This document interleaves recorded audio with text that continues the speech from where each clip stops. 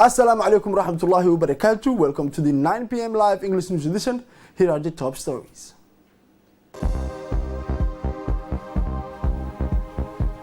The head of the government presides over the work. Several projects are examined and approved.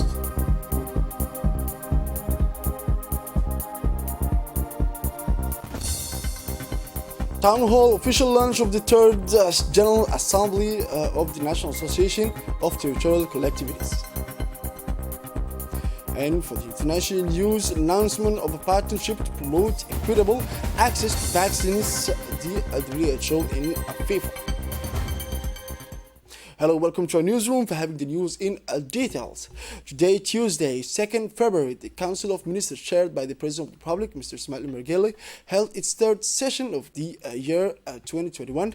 During this session, the Council of Ministers discussed and approved drafts and several legal texts. Let's listen to this report. Minister of Economy and Finance in charge of Industry. First question. Draft law ratifying the additional financing of the Integrated Slum Rehabilitation Project. The purpose of the draft law is to ratify an additional agreement for a total amount of 5 billion Djiboutian francs between the Republic of Djibouti and the International Development Association, which is known as IDA, to extend the activities of the Integrated Slum Upgrading Project currently being implemented. This financing consists of a grant of 25 million US dollars, which is estimated to be 4.5 billion Djiboutian francs, and a loan of 5 million US dollars, which is estimated to be 990 million Djiboutian francs. This additional financial package will make it possible to burden the scope of the infrastructure investments of the initial project by introducing restructuring operations and the implementation of a new precarious neighborhoods targeted by the Zero Slums program. Investment operations will also be carried out in Ali Adde and Holhol regions in particular. This additional financing includes support for public policies with capacity building, physical investments in urban infrastructure and services, as well as precarious housing.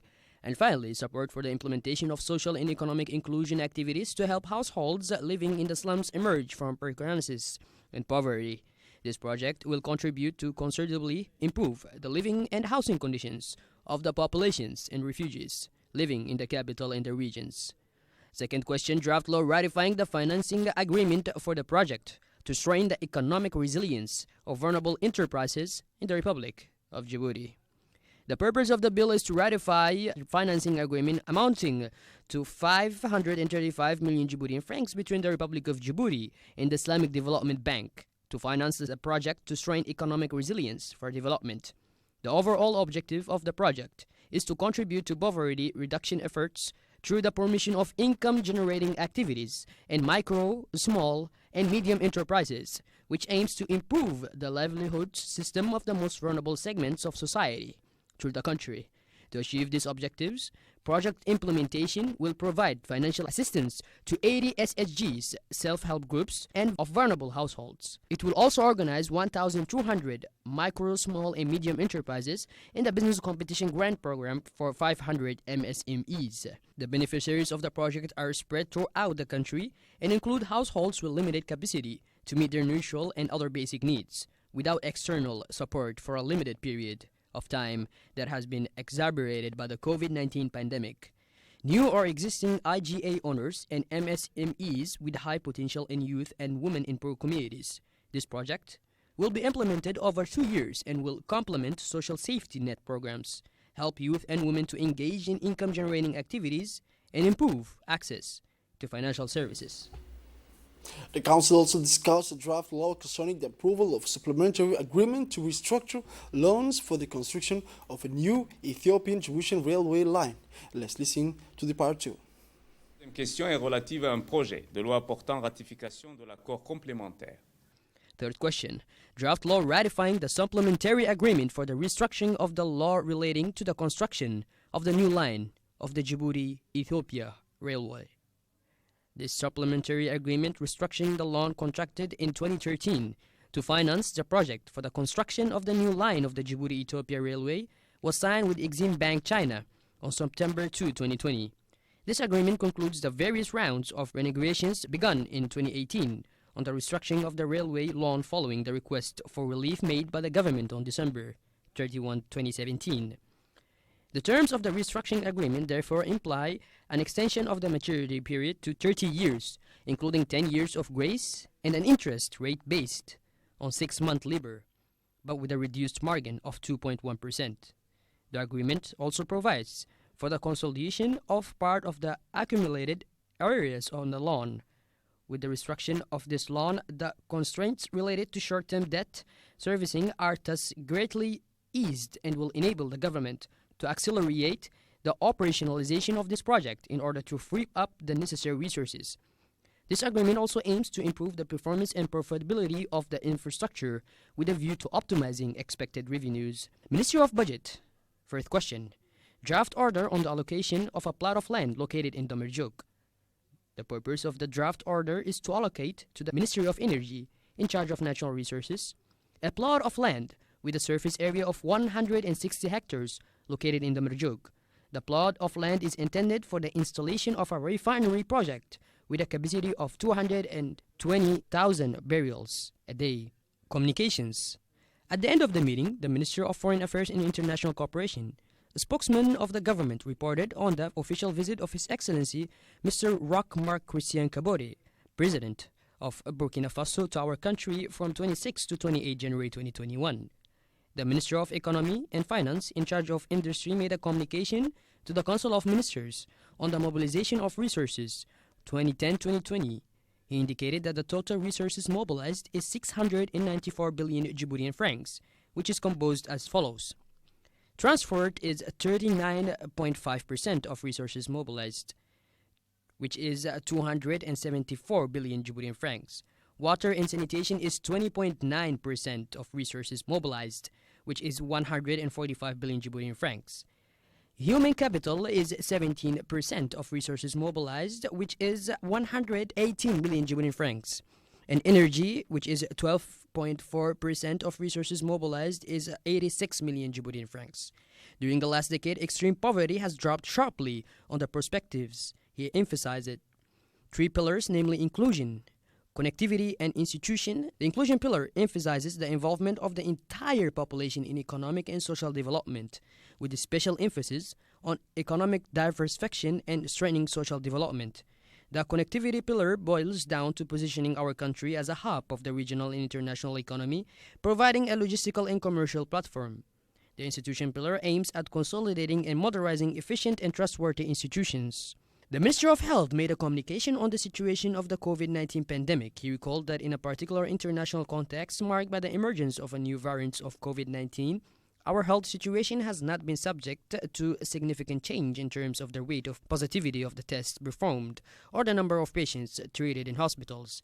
He stated that the data for the past week is characterized by a relatively stable number of positive cases, with a positivity rate of 0.52%. On the other hand, he informed about the preparation of the upcoming introduction of the COVID-19 vaccines in our country. He indicated that the government has made the choice based on the recommendations of the scientific community and the National Commission in charge of the introduction of the anti-COVID-19 vaccine to acquire the CoronaVac vaccine to vaccinate our population. This vaccine was selected by our country based on criteria related to its quality, safety, and efficiency, as well as storage, packaging, and transport conditions. We are also considering the AstraZeneca Oxford European vaccine throughout the international COVAX mechanism to which our country adheres. On Wednesday, January 27th, 2021, an official opening ceremony of the headquarters of D-Money, Digital Money Mobile Money, took place at the Damel complex in the South Industrial Zone in the presence of several ministers. The ceremony was attended by several ministers: the Minister of Communication in charge of Post and Telecommunication, Mr. Radwan Abdullahi Badon, the Minister of Budget, Mr. Abdulkarim Aden Ashar, the Minister of Labor in charge of Administration Reform, Mr. Osman Ibrahim Roble, and the Managing Director of Djibouti Telecom, Mr. Mohammed Asoui Buh. A high-tech and innovative headquarters corresponding to the image of the digital this product attracting more and more customers. Djibouti Telecom has equipped D-Money with a seat to meet the needs of its customer, a reception area combining modernity and friendliness that will allow a better welcome for D-Money's customers. Launched by Djibouti Telecom in June 2020, the D-Money e-wallet, an innovative, secure, and fast service that allows access to a wide range of financial services via mobile phones, transferring money, depositing, or withdrawing money. Paying purchase bills, buying top-up cards is a major step forward in the digital world for Djibouti. This new technology is a catalyst for financial inclusion and dematerialization of cash while allowing access to several financial services. The Money's head office, which brings together a dynamic team led by an experienced Djibouti Telecom executive, Mrs. Hibo Mahmoud, welcomes you to a modern, sophisticated facility that is in tune with today's connected world. This ceremony was also the occasion to sign a memorandum of understanding with Habshil within the framework of the partnership with the Money. Now in Tajra, the White City, the regional introductory workshop was held at the Regional National Employment Forum. Indeed, the Ministry of Labour wanted to change the paradigm and involve the regions of the preparatory work for this conference, which will take place in Djibouti City at the People's Palace from 18 to 20 February 2021. This workshop was opened by His Excellency the Minister of Labour in charge of the reform to the administration, Mr. Usman Ibrahim Lobre, and his counterpart, the State Secretary for Decentralization, Mr. Hamadou Aramis, and was attended by the prefect and the President of the Regional Council and the Village Chief of Tajura. More than 20 participants made up of young people, women, deputies, local elected representatives, sector representatives, as well as civil society were present at this meeting. This discussion focused on the potential offered by the region of Tajura and employment opportunities in the promising sectors. Recommendations were proposed in order to raise the level of employability of young people in the fishing, agriculturism, tourism, and craft sector in order to promote income and job-generating activities. Furthermore, it was agreed by all the participants that the development of major structuring projects in the transport and logistics sector represents high potential for job creation in the Tajura region. Also, the question of strengthening the level of technical skills of young people was widely debated in order to meet the increasingly pressing demands of local companies and employers. The members of the Organization Committee of Initiative for Employment project asked authorities of the region to participate in the National Employment Forum. An introduction by the President of the Regional Council of Tajura, Mr. Omar Hussein, welcomed the participants to actively participate that reflect their willingness to reduce unemployment in the region. He said, and I quote, "The Minister of Labour, we are honored by your presence in the work of this workshop related to the payment of labour employment, because we know that the Ministry of Labour has spared no effort to create employment opportunities for young people, especially in this region. As part of the implementation of the national employment policy, initiatives have been put in place to provide work such as poaching, tourism, and sewing. I thank the Ministry of Labour, and all its supporters for their return to build a future." In the Tajura region, Mr. Hassan Dabali, the prefect, stressed that the training and professional integration is essential factors in achieving the country's sustainable development. Young people show promise because work allows each person to meet their specific high needs. On this basis, the Ministry of Labour pays particular attention to job creation cooperation with the public and private sector. Despite the development and achievement in the economic sector, there are more initiatives and projects that we have to undertake, and there are many graduates on the labor market and researchers working for us. We need to take initiative first step to reduce unemployment. At the beginning of the meeting, the State Secretary for Decentralization thanked all the participants for actively participating in the work of the meeting on the employment policy initiative launched by His Excellency the President of the Republic, Mr. Ismail Umar Gele. He noted that this project is a project aimed at reducing youth unemployment before thanking and appreciating the Ministry of Labour for his valuable initiative. In an introduction by the Ministry of Labour, Mr. Usman Ibrahim Roble commended the importance of this meeting and said that we have followed him on issues related to employment policy through the various information media while the National Initiative for Employment Policy was launched. In this context, by His Excellency, the President of the Republic, Mr. Ismail Umar Gele, the aim of creating jobs for the benefit of unemployment graduates and supporting them to set up their own income generating. Now, the third General Assembly for the National Association of Local Authorities took place this morning. In addition to the mayor of the city, president of the National Association of Local Authorities of Djibouti, the ambassador of the European Union, the permanent secretary of the Association of Francophone Mayors, Mr. Pierre Bayet, the president of the municipalities, and those of the region elected representatives and representatives of the sectoral ministries, and two local experts were present at this assembly.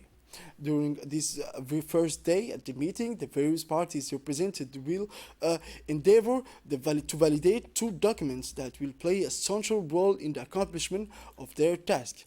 The Public Work Manual. This document is intended for the elected officials and decision makers of territorial communities to give them the information and reference points they need to fulfill the requirement of their mission and carry out their project without getting lost in the maze of regulation, which are extremely complex in the field.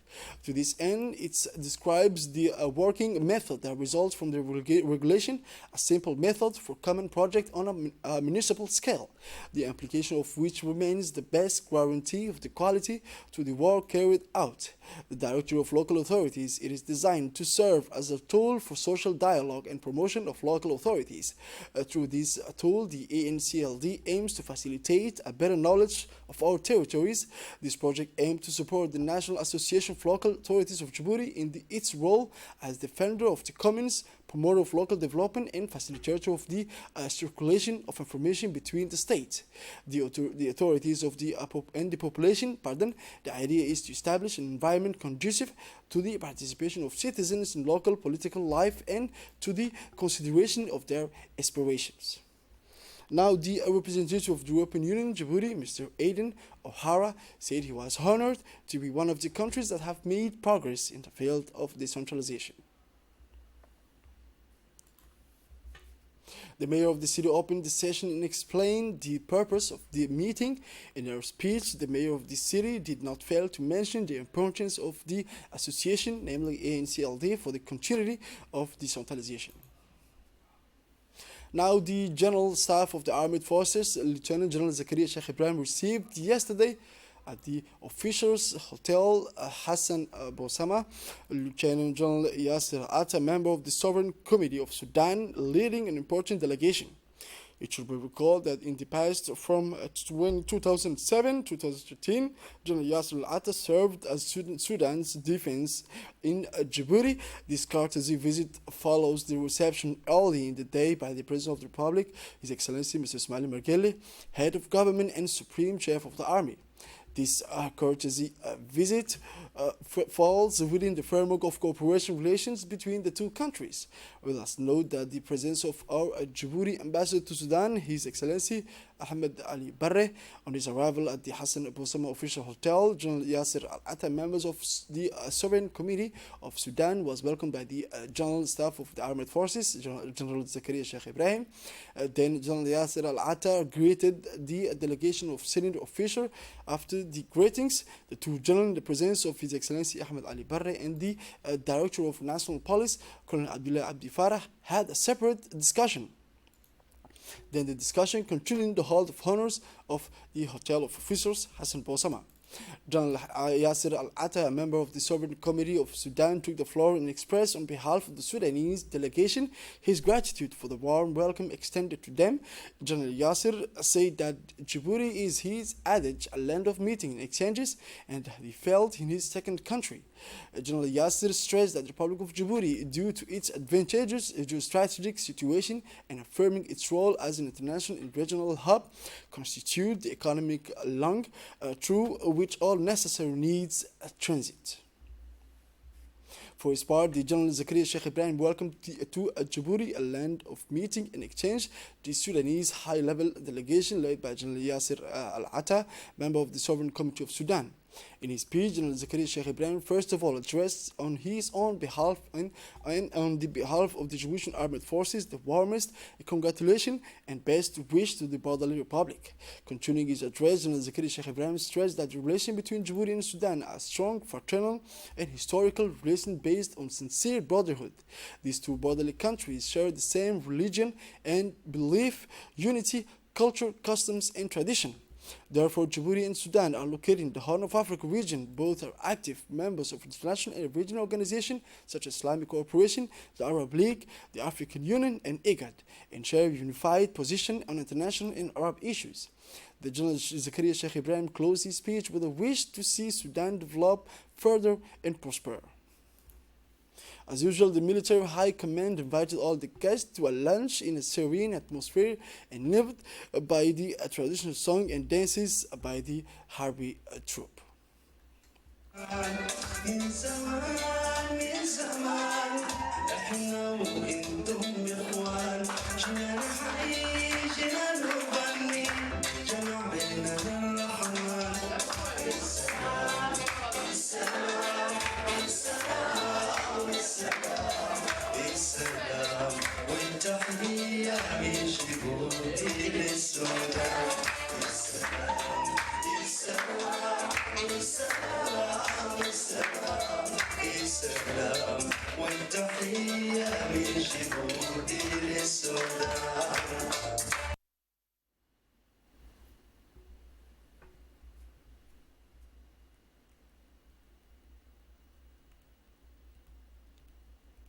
For several weeks now, the INSPD team has been carrying out an anti-vectorial control campaign, in particular by means of special spraying in working-class neighborhoods, more precisely neighborhoods 1 and 2, targeting high malaria risk areas. Vehicles with spraying guns and hygiene agents have crisscrossed the main arteries of capital's neighborhoods to effectively combat the proliferation of malaria-carrying mosquitoes. Supported by community health workers from these neighborhoods, the spray vehicles used effective pesticide to eliminate larval deposits in urban areas. These space spraying and disinfection activities will continue throughout the month within the framework of a pre-established schedule covering the various districts of the capital. This action is being carried out in collaboration with the Djibouti Prefecture, represented by the Sub-Prefecture of First District, Mr. Abdi Hassan. The aim of the preventive space spraying campaign is to eliminate all types of harmful vectors which are susceptible to disease transmitted by insecticides such as malaria.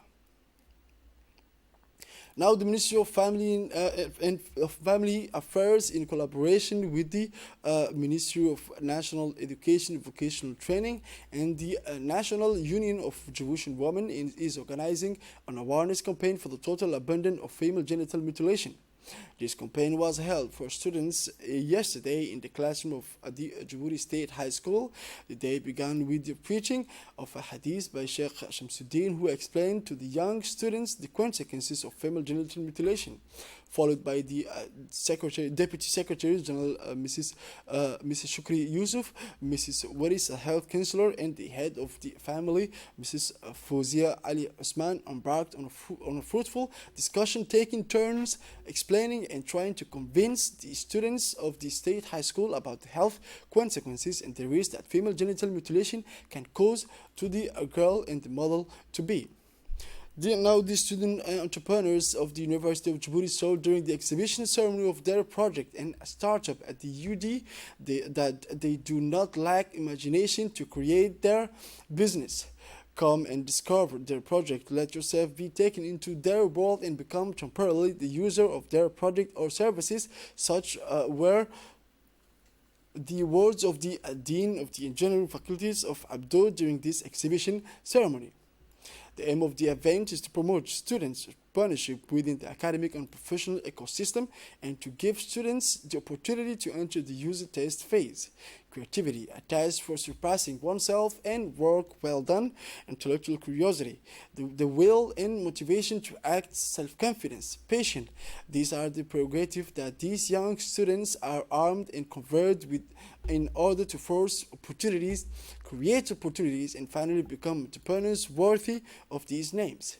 Let us recall that the project exhibition ceremony follows collective pedagogical activities, the motivation of the young students to give more of them, a passion to undertake, to contribute to the socio-economic development of our country, and what has favored the contribution of qualities and attitudes expressing such as willingness of young people to undertake.